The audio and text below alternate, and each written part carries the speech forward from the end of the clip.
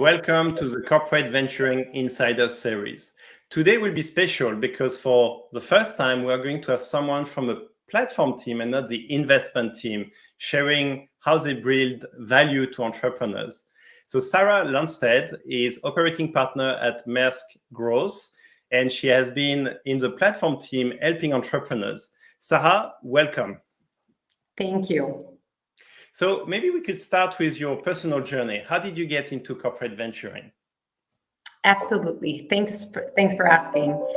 So my journey started in a fairly classic manner, given that I went to business school and studied finance and strategic management. So I joined the world of management consulting to basically establish my strategic and analytical toolbox and get exposure to a lot of different industries and business challenges. I then fell completely in love with commercial and joined the reefer organization in Maersk. Reefers are refrigerated containers, so I got to work with the banana kings of this world, the citrus families in South Africa, lots of fish guys, etc. So basically, temperature controlled cargo is fruit, fish, meat, pharma, and it's quite an amazing world to enter because there's a lot of innovation happening there. So I went on to actually be responsible for my own product, which I started up from scratch. So while it was in a corporate commercial setting, I sort of got a sense of what it takes to really build a product that customers actually want to buy. The first couple of tries I had were not super successful. And then in the last one, where you could say we hit the nail, the customers accepted our offer immediately. And then we knew we had priced it completely wrong. Then, while I was in the midst of really trying to scale the product we had built up, Shireen, who's the managing partner in Maersk Growth, called me and offered me to join Growth as operating partner, essentially giving me the opportunity to combine the best of both worlds, both using my strategic abilities to assess investment cases and review those, but also to work in partnership with our founders from our portfolio companies that are part of the Maersk Growth families to basically drive strategic value for them as a strategic investor and really help them enter the Maersk world and navigate that. And vice versa, of course, to make sure that as a CVC, we also drive strategic value for Maersk, so our mothership. So I joined Growth in March 2020 after quite some years in Maersk. Before Maersk, as a side note, I used to work for Google. But it should be mentioned that when I worked for Google, I think it's fair to say that they were very much out of the startup and scale-up mode and an established company. But I definitely have leveraged some of my tech insights from that time in Growth as well. So that's my journey. It feels like I joined yesterday, but it has been a couple of years now. Which means you are not getting bored. No. So let me ask a question about your consulting background. How useful is it that you have this consulting discipline into your job today? So I'm part of the investment committee in Growth, and I think here it's immensely useful. It's basically good to have a structured way of assessing different strategic opportunities, first and foremost, so you don't fall in love with the deal. I think we all know how that feels. You meet an amazing founder, there's an amazing opportunity, yep. And then, you get a little biased. So I think it's good to have some analytical rigor in how we approach things. We always, we run all our investments through the same very structured investment process and document it along the way, so we can always go back and see what happened. But I think that definitely comes into play here. And of course, to just be able to ask, the right strategic questions, understand many different aspects of a business, because what we see is very diverse, as I'm sure a lot of you guys on the call experience as well.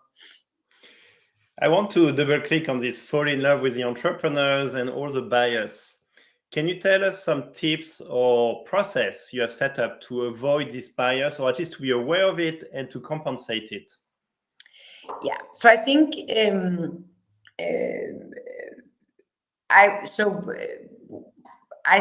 responsible for a few different teams in growth, but one of them is portfolio management, and that's essentially a group of leaders that are each responsible for a set of portfolio companies that they drive strategic value with and collaborate with, and they also join the investment process and build their case. So usually they each have areas that they're specialized in, and then they will help prepare the case for that. So they sit and actually prepare it. And there, when we're sparring in advance of the investment committee meetings, what we discuss a lot, and it sounds a little basic, but what we discuss a lot is the startup we're talking to solving a pain, an actual pain? Like, is this a problem for someone? Because more often than not, we come across great ideas, but then sometimes it ends up being a little niche or more nice to have than need. So it's good to say, is this an actual pain? I.e., do we believe there's a group of customers for whom this would really create actual tangible value and help their everyday? The other element that we look at is whether the market is big. We're a big global company. We solve global challenges. And first and foremost, in order to be successful as a founder, you need to have an addressable market that is sizable enough to grow your business into. And sometimes we've come across amazing opportunities, but where the addressable market is just too niche. Usually because you're solving a challenge that then when we analyze the challenge is more local than we thought offhand. I think it's very interesting because you want to move the needle and your mothership is a very big company. Yes. So you could end up with a very severe pen, but a very small market. And you kind of need to find the right compromise. And I like the way you said basic, but for me, basic is basically first principles. You're looking at what it is that must be true and what it is that we want to validate. How do you go through this first principle process to make sure that you identify investment opportunities that will really solve a pain point and move the needle for Maersk? Yeah. So essentially, initially, what we usually do is that when the maybe let me describe our partnership structure a bit. So we have Shireen, who's our managing partner. So she manages the whole growth organization. And then we have 3 investment partners and only me as the operating partner. The reason for that is that the investment partners are out in the ecosystem very actively engaging, their feet on the ground, looking for new investment opportunities and basically meeting and engaging with founders every day. There's quite a funnel, obviously, from opportunities, and then we funnel it down, and then it ends up in our investment process.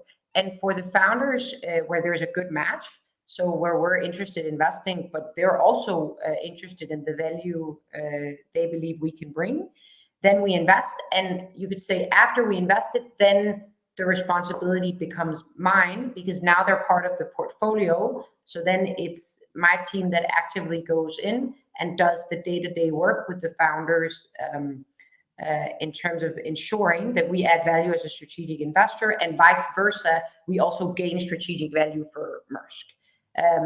I'm a profound believer that in order to increase the size of the pie, there needs to be value for both parties. It doesn't have to be one-to-one every day, but there needs to be value for both in order for both to invest actively in the relationship.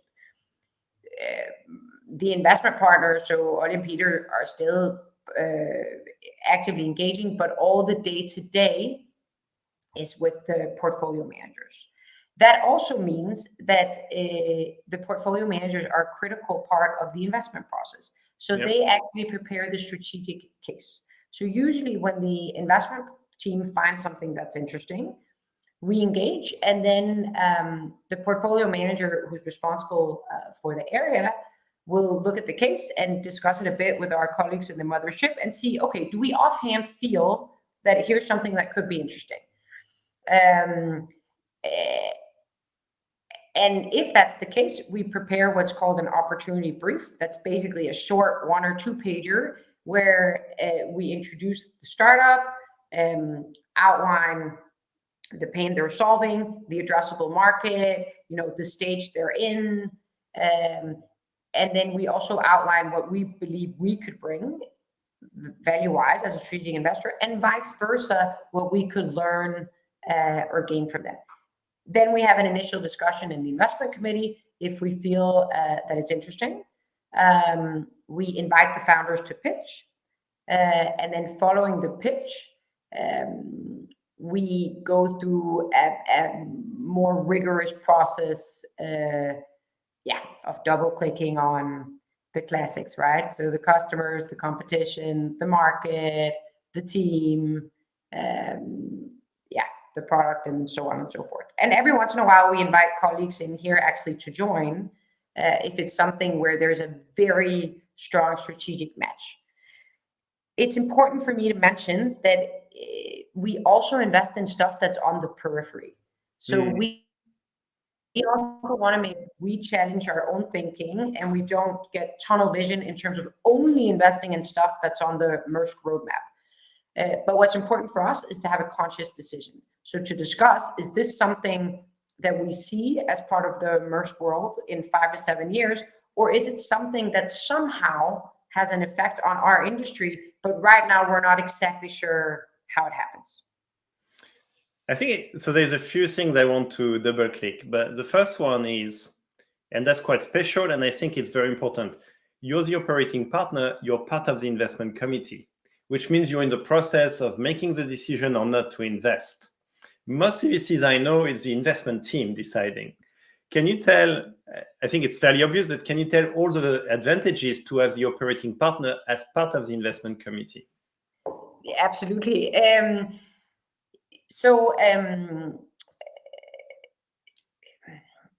We basically invest in what we believe are talented startups and visionary innovators. And to do that, we need to bring tangible value as a strategic investor. The reason you could say I'm part of the investment committee is that at the end of the day, we can promise the world, but it is my team that delivers on it. So if they're not able to deliver, or if they feel like it's overpromised, etc., then, I mean, as you know very well, Nicholas, the venture world is a reputation world, right? So if we're going out and promising right, left, and center, but at the end of the day, we never actually deliver anything tangible, then it's going to be very hard for us to get good investment opportunities and trust from founders. I think that's a golden nugget. And maybe here I'm going to double click on something else you said, which I think goes exactly in the same direction. You mentioned that sometimes you invite colleagues when the founders are pitching. And I'm sure you're being very tactical or strategic about who you choose to come for this investment committee. Can you tell about some of the best practices on how you choose which colleagues? Absolutely. So I think a good example is that we're growing our warehouse organization quite substantially. We've already invested a lot. This is public information, and we're on a growth journey, so we're going to do much more. A huge part of the future for warehousing, and already an existing part of that world, is to leverage robots in your daily operations. There are many ways you can use it. It can also be to scan and do counting. It can be for actual operations, etc.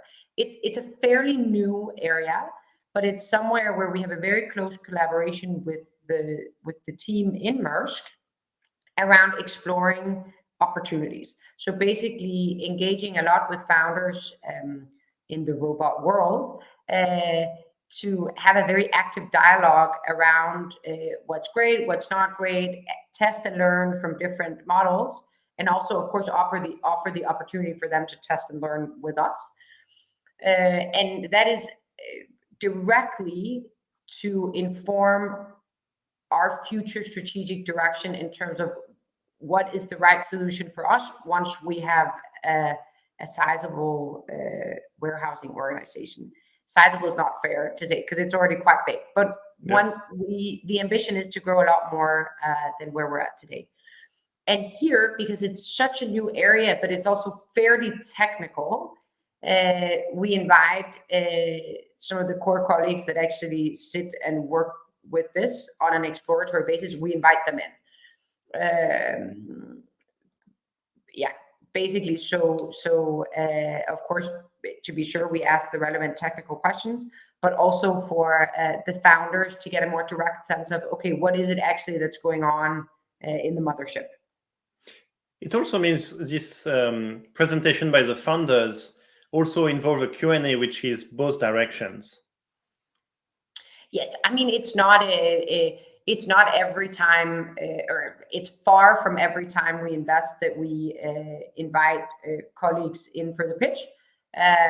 For these investments, as mentioned, we definitely do, but we always have a Q&A. But generally, the Q&A will be with the investment committee, right? So it'll be with the partner group and then with the portfolio manager and investment associates who are part of the investment team. Or part of that specific deal team. So there's always a Q&A, and it's always both ways. And then just my last question about your journey. You were in Maersk before you joined Maersk Growth. How useful was it for you to be already part of the company before joining the CVC? I think for my role specifically, it's critical to have been in Maersk before. Reason being that in order to help the startups we've invested in, and of course, first and foremost, the founding team navigate Maersk, you need you need a guide who knows where to look, right? And who knows who to call, has a network, understands the dynamics of the organization, understands how to get around certain roadblocks, who's very supportive of innovation and up for that, who maybe for often a very good reasons has other business priorities, etc. Right? I think very often, and you know that Maersk is a really big organization, so and there's a lot of excitement around engaging with our founders and working with them.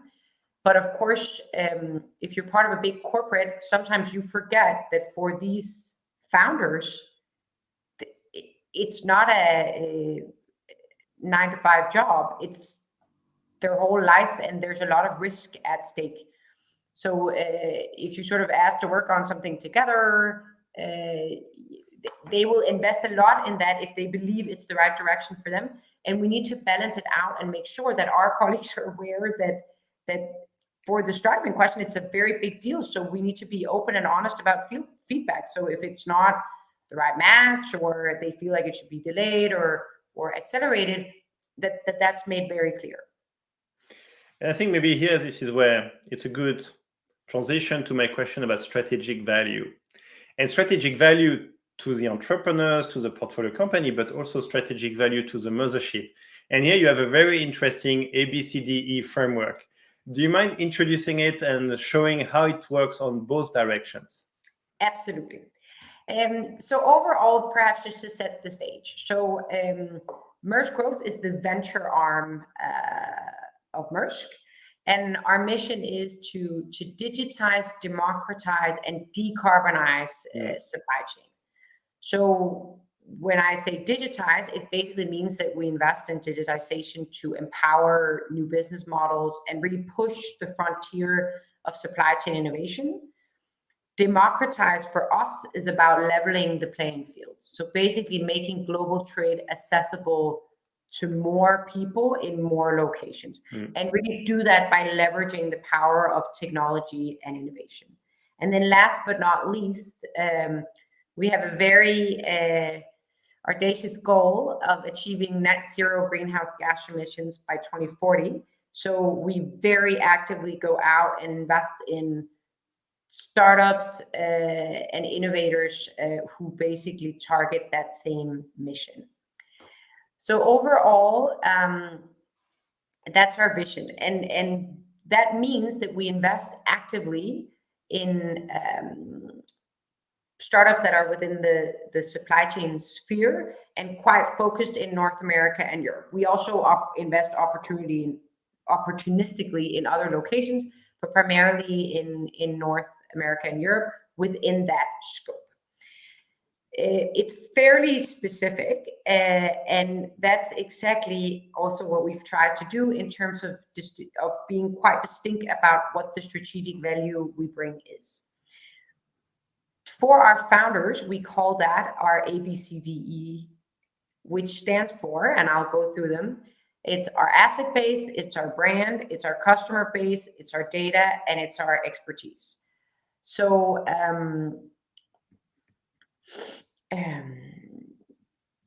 so essentially, we as a company have been quite asset heavy for decades. We're doing a little bit of a not a shift, but we're adding an additional layer now, which is very technology oriented. But overall, we still sit on a vast number of assets, be that vessels, be that warehouses, be that port terminals around the world. We have a really big asset base, and the way we leverage it with our founders is, of course, to give them access to test and trial out their solution on our assets where it could be relevant. So as an example, with one of our investments in robotics, we're launching a pilot in a few weeks in one of our warehouses in Europe. So direct access for them to test with our asset base. Then our brand, if you are an emerging player in supply chain and logistics, goes a long way. We're a well-known brand, and naturally being associated with us gives a stamp of approval in terms of that that we believe that they're onto something that's relevant.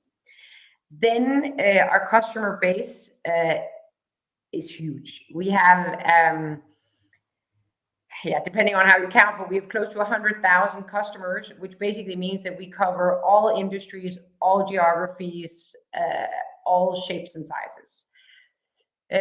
Oftentimes we initiate the conversation by talking a lot about direct lead generation, but what we've found out in recent years is that sometimes the value actually comes from talking to our colleagues in sales if you as a founder are about to enter a new market. So let's say you started in the UK, but now you want to enter Germany. This is not a completely thought up example. Then we had a knowledge sharing session with some of our sales executives from Germany to basically give a download of, okay, these are the do's and don'ts in the German market. This is how contracting works. This is who you need to approach. This is, these are the key events you need to be present at. Culturally, and so on and so forth.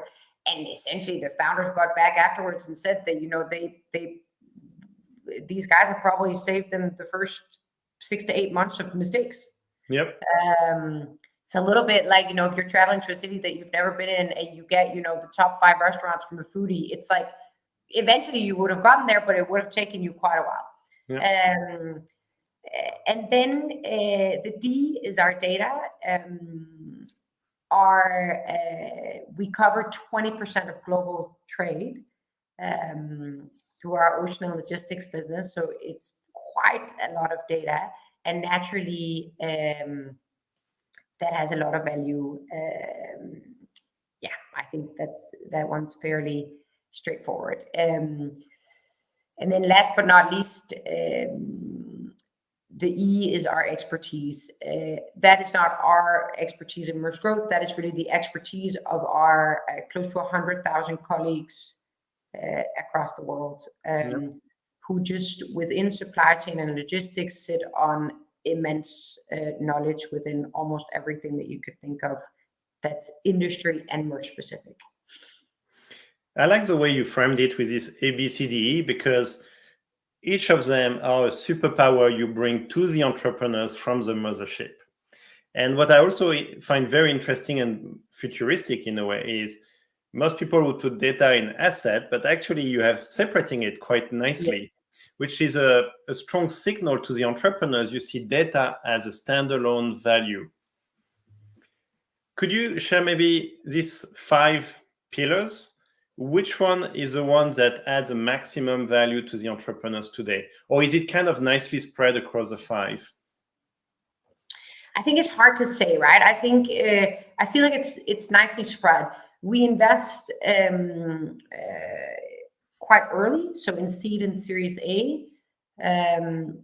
So I think,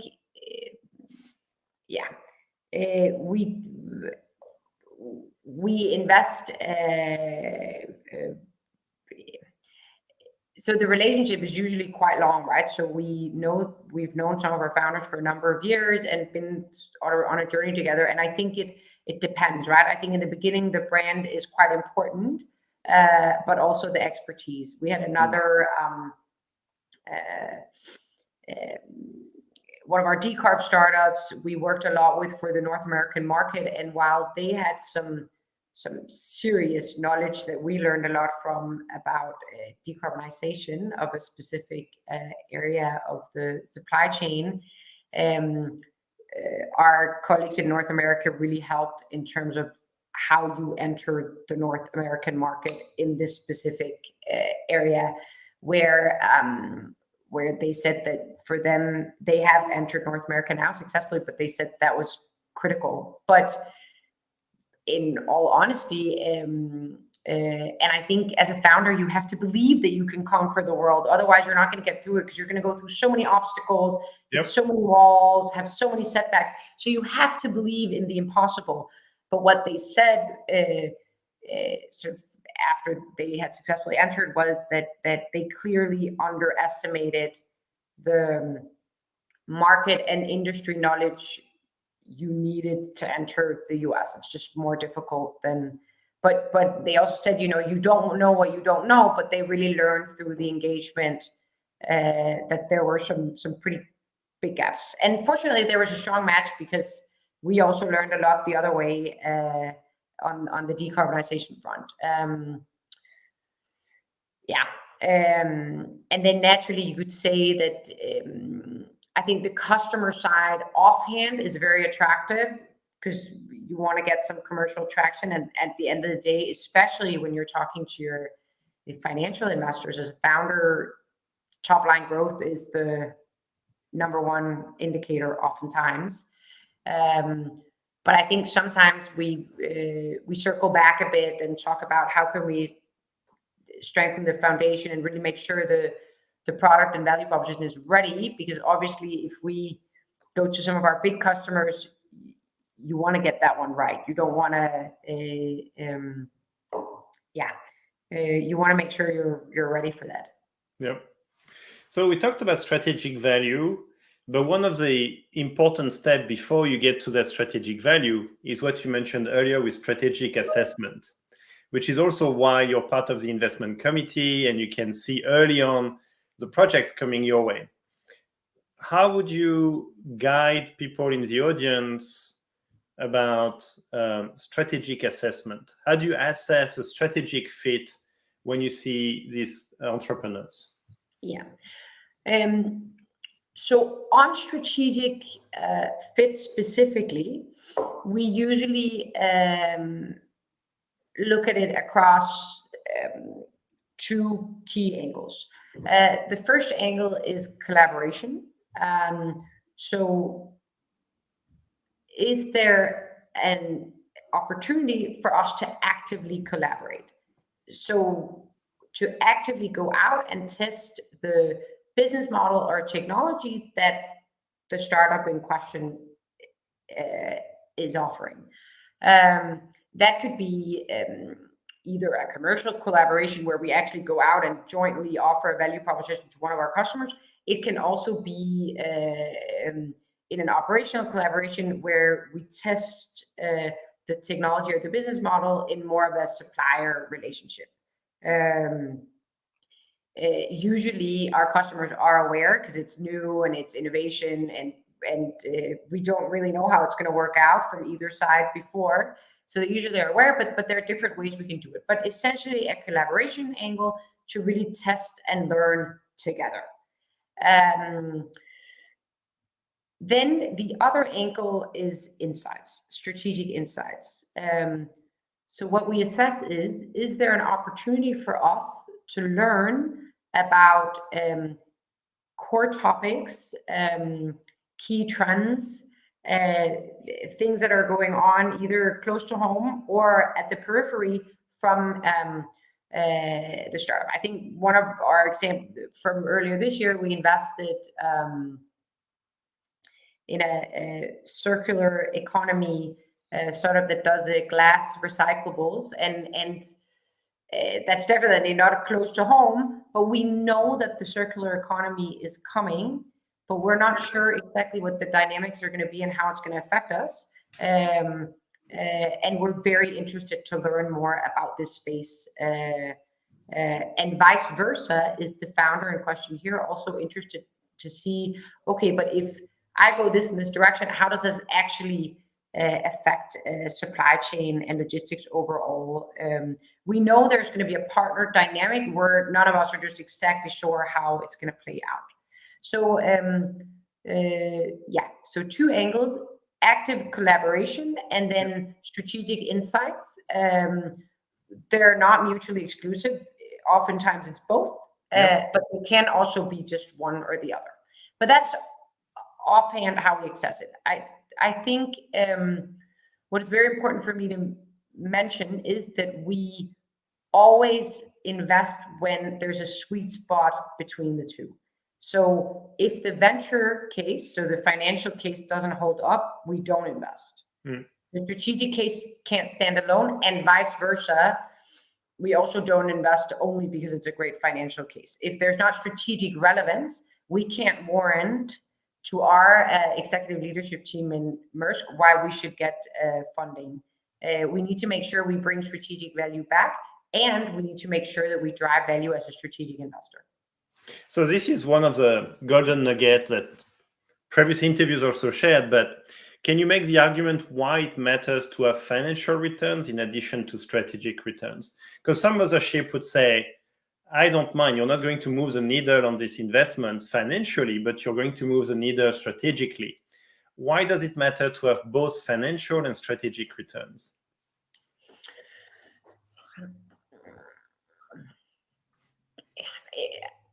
The reason it matters for us is that we're given an allocation of funds where we need to be responsible custodians of our shareholders' money. It's not just play money that we throw around. We need to make sure that we handle those funds responsibly. And for us as Maersk, and this also goes alongside our value, that means that we invest in things where we believe there's an attractive financial return. Or at least we believe there's a probability of that at the time of investing.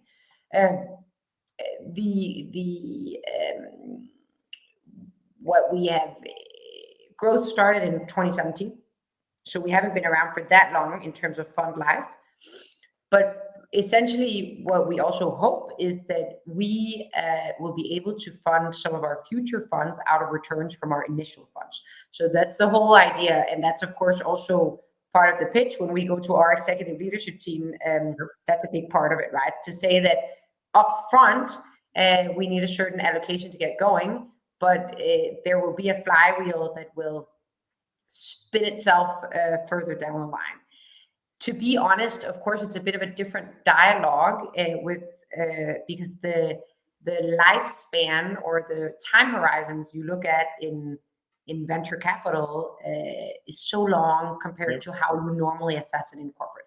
So it's a bit of an interesting dialogue, and it's definitely taking some mutual education. But that's the outline of it. And again, the reason why we're not only doing it for financial returns, there also needs to be a strategic element to it, is that all else equal, venture capital is a quite risky financial investment strategy versus, for instance, I mean, the example I often bring up is to say, if we wanted to just make sure that we had a nice low double-digit steady return in a nice risk area or risk group with a nice risk profile, we could invest in more tugboats, right? It's sort of, then there would be no need to go through all this effort. Now I want to double click on the strategic insights. You're learning a lot. How do you make sure that what you've learned is shared to the right people inside the mothership and is actionable? I think that's a great question, because we did a strategic review a year and a half ago, approximately, and that is exactly one of the things that we sat down to double click on, because some of the feedback we got when we talked to our key stakeholders in the mothership was that they felt, or they felt their assumption was that we sat on a world of insights on what's happening at the forefront of innovation, what's getting funding, what's not, which startups are very successful, which business models are emerging, who are the future disruptors. But they felt that we didn't have a proper channel to share that back. Anecdotally, they would get it from people they knew over lunch, etc., but there wasn't sort of a proper vehicle. So what we decided to do as a direct outcome of that was to set up our strategic insights team, which essentially is a mini think tank. So what the team does is that they double click on trends within the supply chain ecosystem, both by engaging directly with our portfolio and founders, but also by analyzing funding trends, looking at what some of the big funds are doing, looking at patents that are coming out of university in the space, what's really double clicking from a more research oriented perspective. And they distill that knowledge into reports or dashboards to essentially provide insights and knowledge and food for thought, really, for all our colleagues in Maersk. So first time I hear about the think tank for CVC, so I want to triple click on this one. Yes. But first, I think this think tank team is inside your team, not the investment team. So could you make the argument why it should be in your team versus the investment team? I think it's you could also argue that it could sit with both teams. It's not we're not that big in Maersk Growth, so we work very closely together. So I don't think there's not a specific reason why it's in one team over the other. I think and the think tank works across. You could say that, of course, on a day-to-day basis, my teams engage a lot with the mothership, whereas the investment guys, I mean, they need to be out in the field, so they just don't have the same level of engagement. So that was the logic behind it initially. And so now I'm double clicking on the think tank reports or dashboards.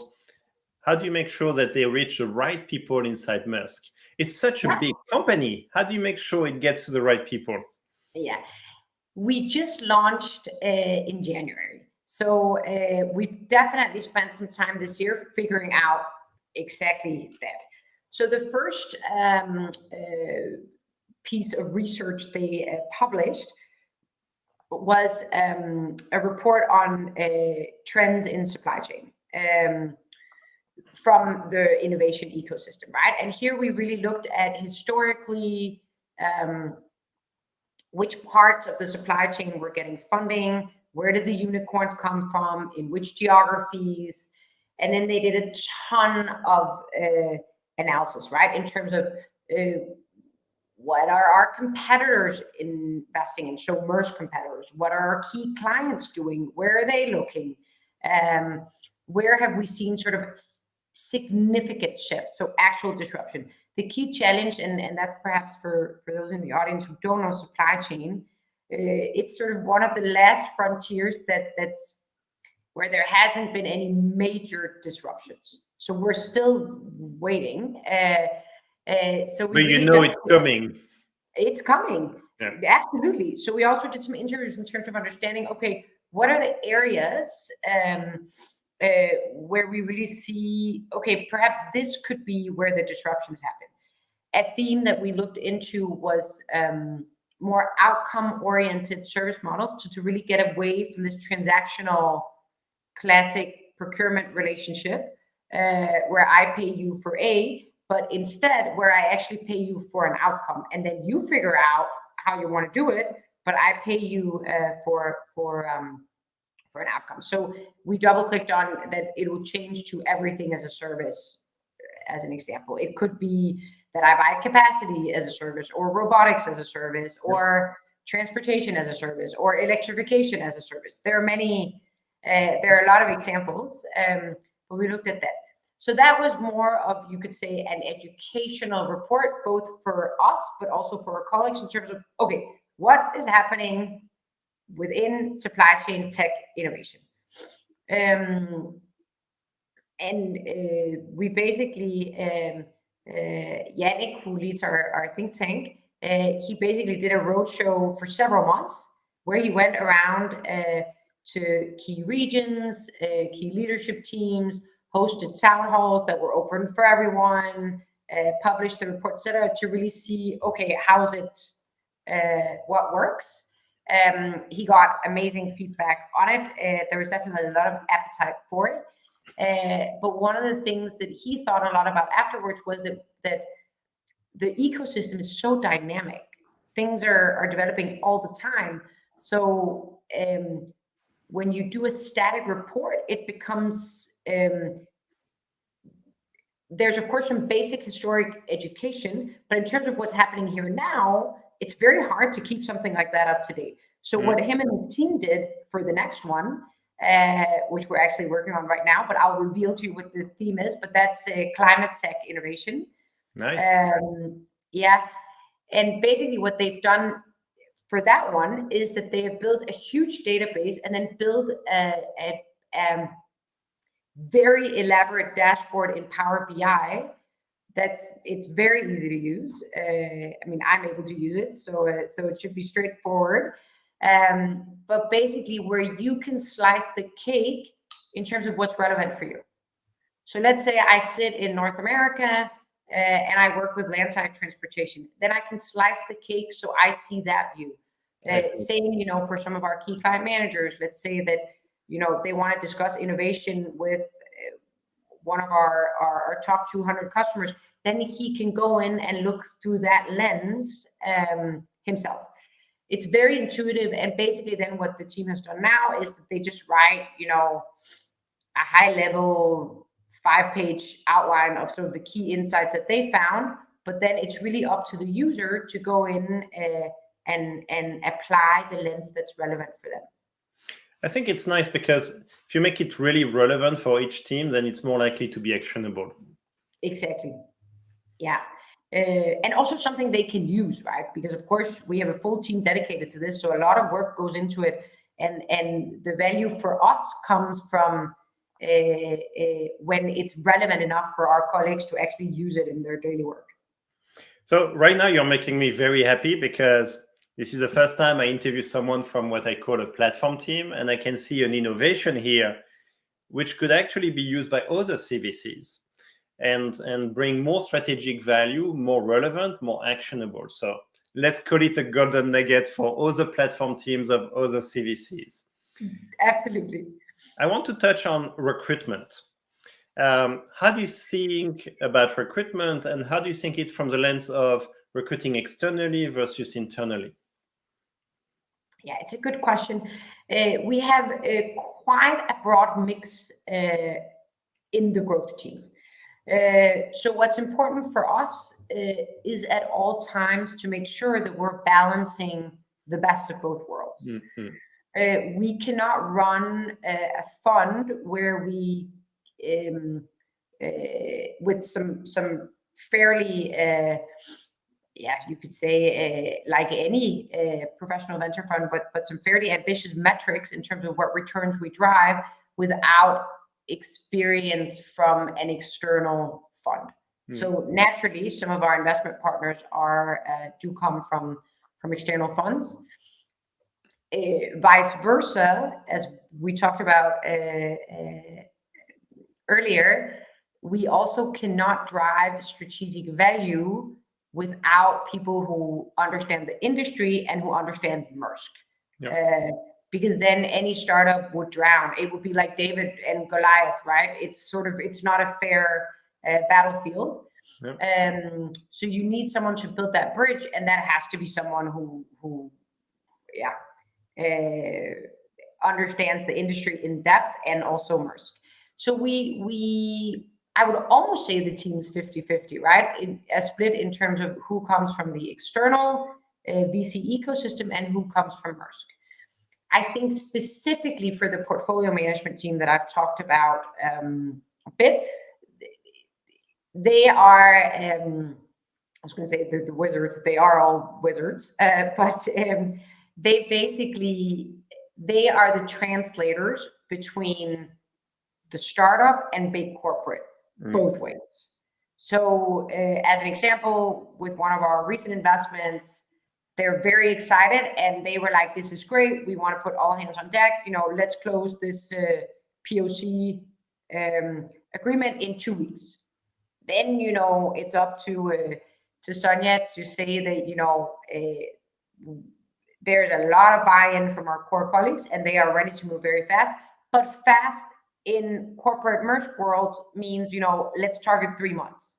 And that's not because they're not playing ball. It's just there's a lot of stuff going on. And we don't, with sort of innovation POCs like that, it's not a matter of weeks. It is more than that. So that's just one tangible example in terms of how the portfolio managers very specifically drive value. Another example is to make sure that what we're working on with the startup is something that is sizable for the startup. So it's relevant for them in terms of helping accelerate their growth. So it's not something that's completely niche on their strategic agenda, which is interesting and they will learn a lot, but it's not sort of going to tick the top line growth targets for them. That was a long way to answer your question, but essentially it means that the vast majority of the portfolio managers come from Maersk. They have a Maersk background. And not just that. Sorry, Nicholas. Yeah, not just that, but they come with quite a few years credibility. They understand how the mothership works. You're not just taking someone who's junior and 5 years into the company from university. You're probably looking at credibility. Yeah, no, they have, most of them have a wealth of experience and are seasoned leaders from the business, right? To really help navigate and to your point, also come with the credibility of that. And then most of them have also in some way, been mentors, for startups or engaged in, we've, as all other corporates, we also do corporate innovation projects about specific things every once in a while. They've been in hackathons, etc. So they're definitely people who have a big passion for innovation and for the external ecosystem, coupled then with quite some years of experience in Maersk. And I'm guessing they're the people who engage with you even before they decide to join or you decide to get them interested to join, right? They're already engaging from their own roles. Absolutely. And I think, I think one thing that's important to mention is that it's not a prerequisite to come from Maersk in order to be a portfolio manager. I usually say that I look at three lenses. I look at startup and tech acumen. So have you worked for a startup? That's of course amazing. But if that's not the case, have you worked with new technology? Like, do you have some basic insights and understanding of how that works? Then I look at industry knowledge, so supply chain and logistics / decarbonization. And then last but not least, I call it corporate understanding. So that could be that you come from Maersk and you're able to speak Maersk, but it could also be that you've been with another logistics player, but it's the ability to navigate the corporate world, which if you've never been in a big corporate, for better or for worse, is quite challenging. Yeah. Now, I want to spend the last 10 minutes on a very important topic, which is decarbonization. Can you make the argument why corporate VCs are uniquely placed to help this problem? Yeah, I think a very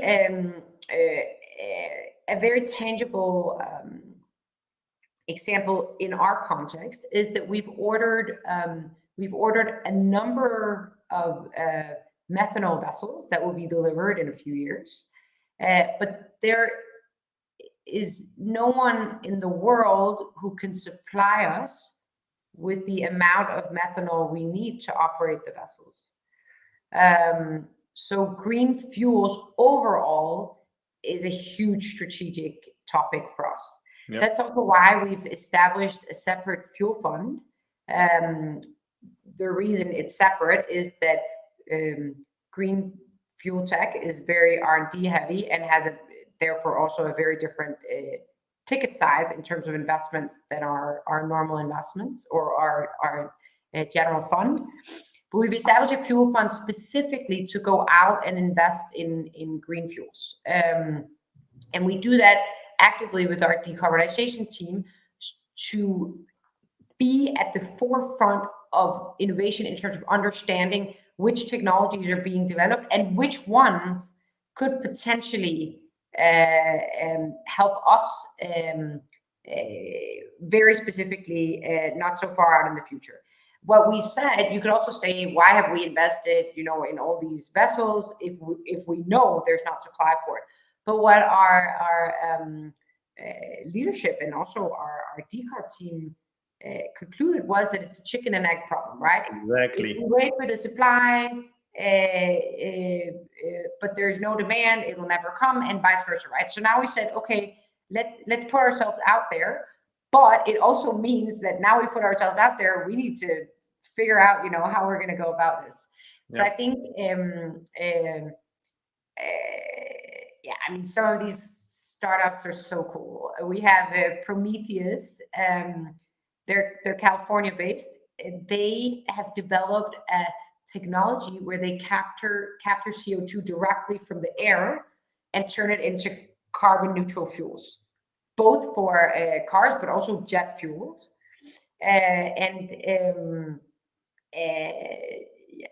It's not that's one example. We've got another investment in a company called Waste Fuels that, as the name says, works on turning waste into carbon neutral fuels. So we're investing quite broadly, but that's a very concrete example of where the external innovation ecosystem and the emerging founders there and companies are really helping shape our future direction. I really like the Maersk move and vision. It's very courageous, it's very visionary, but it's also a lot of pressure on you because now you got to find the solutions. So first, I think the specialized funds makes so much sense because you also need teams that really understand this space. Yes. So maybe back to my question about recruitment is, how do you make sure you recruit the team that can really understand this space for maximum impact? Yeah.